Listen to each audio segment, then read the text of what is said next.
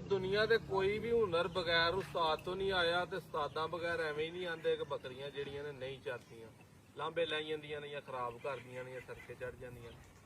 ਨਵੇਂ ਬਾਰੇ ਆਉਣ ਲੱਗੇ ਤੇ ਉਸਤਾਦ ਹੋਰਾਂ ਆਖਿਆ ਕਿ ਪਿੰਡ ਦਾ ਨਾਂ ਨਹੀਂ ਹੁਣ ਲੈਣਾ, ਉਹ ਪਿੰਡ ਦੀ ਬੜੀ ਬਦਨਾਮੀ ਹੋਈ। ਕਿਉਂ ਭਾਈ ਨਾਸਰ ਨਾਂ ਨਹੀਂ ਮੇਰਾ ਪਿੰਡ ਦਾ ਲੈਣਾ? ਹਾਂ, ਉਹ ਪਿੰਡ ਨਾ ਮੱਝਾਂ ਵਾਵਾ ਹੁੰਦੀਆਂ ਹਨ ਉੱਥੇ, ਵਪਾਰੀ ਤੇ ਘਰ ਕਟੀਆਂ ਪਾਲਣ ਵਾਲਾ ਕੋਈ 100-150 ਘਰ।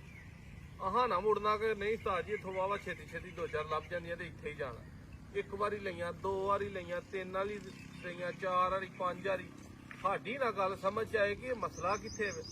ਉਹ 4-5 ਗੱਡੀਆਂ ਚੋਂ ਮੱਝਾਂ ਜਾਂਦੀਆਂ ਰਹੀਆਂ ਨੇ ਤੇ ਜਦੋਂ ਵੇਖਿਆ ਨਾ ਕਿ ਯਾਰ ਮੱਝ ਹਰ ਵਾਰੀ ਕੋਈ ਤਿੱਲੜ ਹੋ ਗਈ ਏ, ਕਦੀ ਦੁੱਲੜ ਹੋ ਗਈ ਏ, ਕਦੀ ਲੰਗੀ ਹੋ ਗਈ ਏ, ਕਦੀ ਸਿੰਘ ਟੁੱਟ ਗਿਆ, ਕਦੀ ਪਿੱਛਾ ਵੱਜ ਗਿਆ, ਕਦੀ ਕੋਈ ਸਿਆਪਾ ਪੈ ਗਿਆ।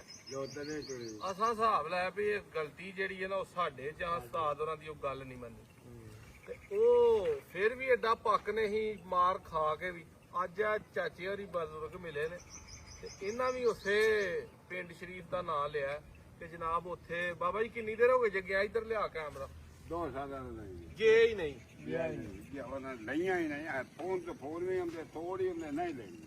ਕੀ ਉਹ ਪਿੰਡ ਦੇ ਵਿੱਚ ਕੋਈ ਗਿੱਦੜ ਸਿੰਘ ਹੀ ਹੈ ਥੱਲੇ ਜਿਹੜੀ ਖੋਟੀ ਮੱਝ ਕਰ ਦਿੰਦੇ ਨੇ?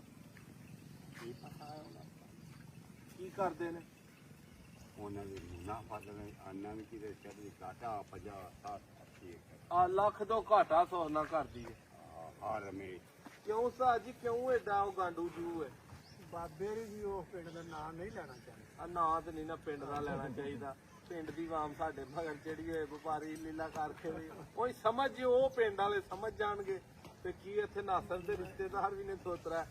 ਕਿਉਂ ਭਾਈ ਨਾਸਰ ਸੁੱਕੀ ਵੀਡੀਓ ਵੇਂਦਾ ਹੋਏ ਉਹਨੂੰ ਪਤਾ ਲੱਗ ਜਾਏਗਾ ਕਿਹੜਾ ਪਿੰਡ ਗੱਲ ਅਸਲ ਤੁਹਾਨੂੰ ਨਾਸਰ ਹੀ ਦੱਸੇਗਾ। ਪਿੰਡ ਮਸ਼ਹੂਰ ਹੈ ਤੇ ਹੈ ਰਾਵੀ ਦੇ ਕੋਲ ਹੀ ਹੈ। ਲੇਕਿਨ ਰਾਵੀ ਦੀ ਜੂਹ ਤੋਂ ਜਿਹੜਾ ਉਹ ਆਊਟ ਹੈ ਕਾਫੀ ਜਾ ਕੇ ਤੇ ਵੀਡੀਓ ਅੱਛੀ ਲੱਗੇ ਸ਼ੇਅਰ ਕਰਿਆ ਕਰੋ। ਉਹਦੀ ਵੀ ਕਾਈ ਨਹੀਂ ਹੋ ਗਈ ਕਿੰਦੀ ਰੱਖੂ ਹੈ ਨਾ ਵੀ ਜਿੰਦਾ ਰਿਹਾ ਹਾਂ ਜੂੜਾਂ ਉੱਡ ਗਈ। ਅੱਛਾ ਜੀ ਹੁਣ ਕੱਟੀ ਵੀ ਕਾਈ ਨਹੀਂ ਤੋਏ ਦੇਂਦਾ ਤਬਾਈ ਪੁੱਟ ਕੱਤੀ ਉਹ ਘਾਟਾ ਪਏ ਨੇ ਉੱਥੇ ਬਾਬਾ ਜੀ ਤੁਹਾਨੂੰ ਤਾਂ ਮੁੜੇ ਹੋ। ਬੜੇ ਘਾਟੇ ਪੈਣੇ ਤੇ ਬੇਈਮਾਨ ਬੰਦਾ ਕਦੀ ਮੁਨਾਫਾ ਵੀ ਹੋਇਆ? ਘਾਟ ਲਾਇ ਘਾਟ ਆਉਣੀ ਤੇ ਭੇਜੀਆਂ ਵੱਧ ਉੱਤੇ ਪੈਸੇ ਰੱਖ ਦੇ। ਅੱਛਾ ਬੈਜ ਵੀ ਝੂਠ ਬਾਅਦ ਚ ਜੂ ਉਹ ਤੇ ਬੇੜਾ ਹੀ ਕਰਨ ਵਾਲੀ ਗੱਲ ਹੈ ਨਾ। ਉਹਦਾ ਬੇੜਾ ਖੁਦਾ ਕੀਤੀ ਖੜਾ ਹਰਾਮ ਹੋ ਜਾਂਦਾ। ਉਸਤਾਦਾਂ ਦੀ ਗੱਲ ਮੰਨਿਆ ਕਰੋ। ਆਹ ਤੇ ਨਹੀਂ ਮੰਨੀ ਇਹੀ ਉਹ 10-12 ਚ ਚੰਗੀ ਉੱਲੀ ਲਵਾ ਕੇ ਤਰੀਕੇ ਕਾਰਾਂ ਤੇ ਫੇਰ ਮੁੜੇ ਆ।